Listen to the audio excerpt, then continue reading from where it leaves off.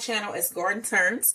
So today I am shooting a video to show you guys the seeds that I purchased from Baker's Creek and to see if you guys would want to grow any of these beautiful flowers that I plan on growing this year. So the seeds that I ordered came from this Baker's Creek heirloom seeds book here, catalog. And so for this first order that I got, I spent, let's see here, $23, about $24.78 is free shipping, and the seed packets were anywhere between $3 to $3.50. So one of the things that I know that I was wanting to do this year was a beautiful poppy garden, because last year I had a poppy that one poppy came up, one beautiful poppy flower came out, and I was like, okay, I want to see more of that. So in this selection here in the catalog here, I got so far, I think 3 different varieties. So I did order the American Legion's Poppy. And let me show you guys that one here. This is the American Legion Poppy. Okay, let me tell you a little bit about this poppy. So one thing that I wanted to do was know the heights of each of my plants to see like how I want to put them in my garden this year. So the American Legion Poppy, it gets 12 to 30 inches tall. It's an 8 to 12 hour full sun flower. You want to surface sow, and this should sprout between 14 to 21 days, and it will reach maturity in 65 to 75 days. So I'm going to probably be planting these, direct sowing these out in my garden in probably around February here in St. Louis. And then they'll just spring up on their own, and you'll have some American Legion poppies. And this says that they grow really, really easily. So that is the first seed that I ordered, the American Legion Poppy.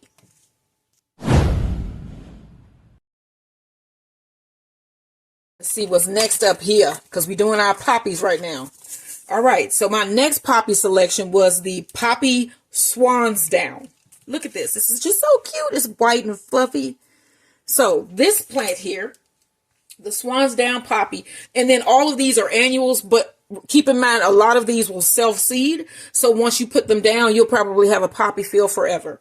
So this is called the Swans Down Poppy. It dates back to the 1760s, which is really cool. You get 5-inch blooms, which are pretty big flowers. They can grow up to 3 feet tall. They love 8 to 12 hours of full sun. They will sprout in 12 to 14 days. You want to surface sow these, and they mature in 70 to 90 days. All right. And I'm going to plant this one out in my garden in February here in Missouri.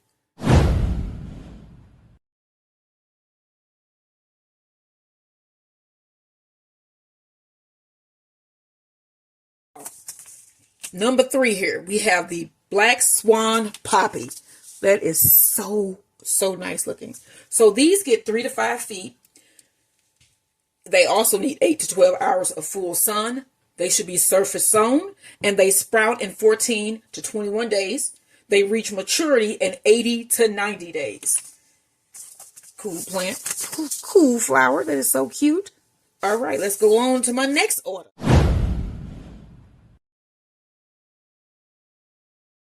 The Bells of Ireland. So I grew these last year, and I got a couple seeds. I was able to harvest a couple seeds, but I didn't get as many as I wanted because I want a full, like row of these Bells of Ireland. These plants smell like Irish Spring.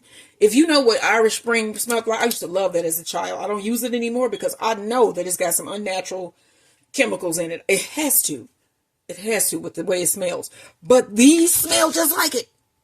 They're hard. They say that they're hard to sprout. Mine sprouted pretty easily last year. And usually when I buy seeds from Baker's Creek, they usually sprout. This is a really good company. So our Bells of Ireland here has been cultivated since 1570.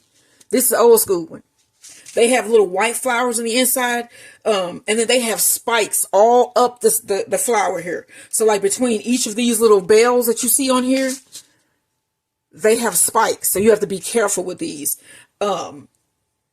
They reach 2 to 3 feet in height. They may get larger because I like to fertilize my plants, and so mine usually get a bit larger. I usually fertilize with fish fertilizer and other fertilizers you'll see this summer, because I'll be basically shooting everything this summer from when I start them in the house and move them out to the greenhouse. You'll see that whole process of what I do here in my area in St. Louis, which is a zone 7. I think it's a 7A or 7B. I have to look that up. I'll let you know in this video. But I start to sow my seeds usually in the house in February here. It depends on what it is. So like I order strawberry seeds. As soon as those come, I'll be planting those as soon as they come, because those take a bit longer to reach maturity. And I do want to have some strawberry harvest this year. So our Bells of Ireland is one of my favorite plants. It takes 90 to 100 days for maturity. It's a full sun plant, and it takes 12 to 21 days to sprout. And like I said, this is one of my favorites now. I love the Bells of Ireland because they just smell great.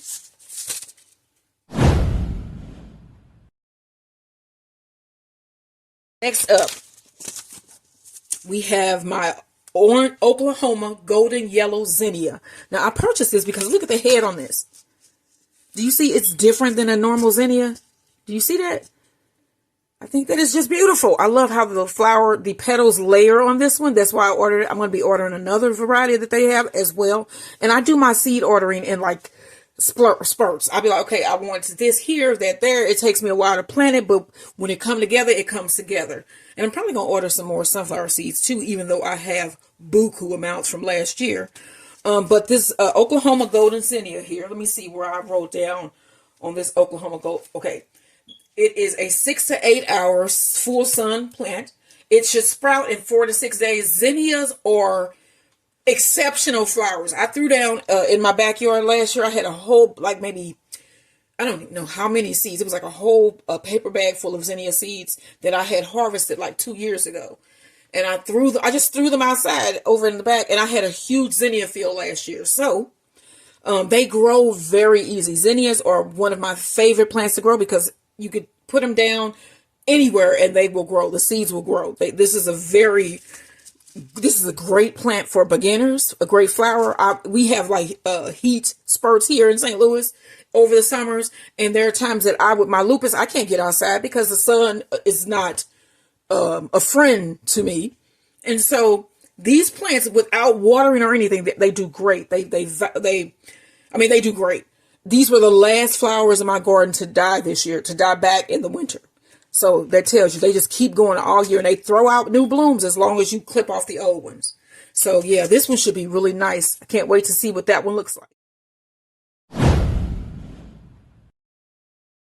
Next, this is the Canadia Gourd, and this is the competition strain. Whoa, what?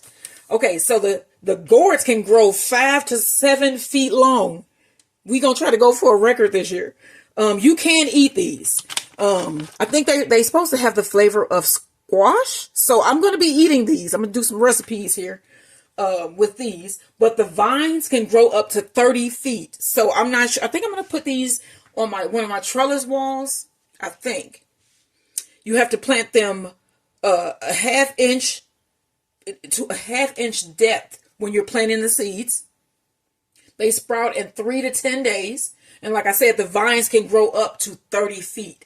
So this should be a unique item that I'm going to be growing this year. You should order this too. I think that would be cool. Order you some Canadia Gourd seeds, competition strain, and see what we're going to grow this summer, this spring and summer. All right, what's next? So this was the free packet of seeds that I got this time when I ordered through Baker's Creek, and it is the Mero Lettuce. I got some of these last year, and I planted them, and I did it later in the season. You should always try to get your lettuce and your leafy greens out when it's still like cold, and then that way you can actually get a harvest before all of these the pests show up, because lettuce and like kale, a lot of the brassicas are just pest ridden. When it gets to be a certain temp, it's almost impossible unless you're using like harmful pesticides to get rid of the infestations that you end up getting in most of your lettuces and brassicas. So it's better to try to get those harvested before it gets warm enough for the pests to come around. So I'm going to plant some of this early in the season, which will probably be about March. I'm going to plant this direct sow outside and then see what I'm going to get with these. But they grew in last year. I just didn't get to get any of them because the pests got to them first. And then the last one that we have is the squash. Let's see here. It's called Musqué de Marque. And it is a squash. So this was introduced in the United States in 2014, which is really cool. It's supposed to be squash bug and drought resistant. And it also says it's resistant to the squash vine borer.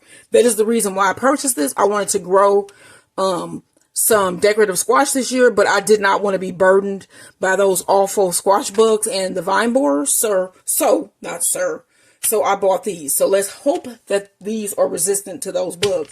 So they take 90 to 100 days to mature. They take 6 to 10 days to germinate. You have to plant them 1/2 inch to 1 inch in the soil. They are a full sun vine.